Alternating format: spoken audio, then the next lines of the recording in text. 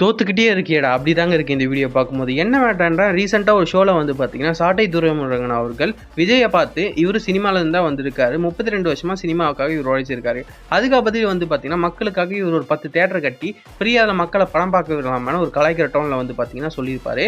இதுக்கு ரங்கராஜ் பாண்டே வந்து பார்த்தீங்கன்னா மாசாக ஒரு ரிப்ளை கொடுத்துருப்பாரு. அதை கேட்டு அங்கே வந்து ரெஸ்பான்ஸை பார்த்தா பயங்கர சிரிப்பு வந்துடுச்சு. அது என்ன ரெஸ்பான்ஸ் நீங்களே பாருங்களேன். 33 வருஷம் என் தியேட்டர்ல போய் படம் பார்த்துருக்கீங்க, அதனால உங்களுக்கு நன்றி கடன் பட்டிருக்கேன். அதுக்காக நான் அரசியலுக்கு வந்து ஏதாவது செய்ய போறேன்.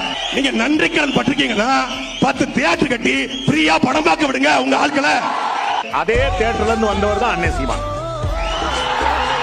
1967 ஆட்சி மாற்றம் நிகழ்ந்த மாதிரி, 1977 ஆட்சி மாற்றம் நிகழ்ந்த மாதிரி 2026 ஆட்சி மாற்றம் நிகழ போகுது. 2026 அவங்க ஆட்சிக்கு வர்றாங்க, வராம போறாங்க. நாம் தமிழர் ஆட்சிக்கு வர போகுது. வரும்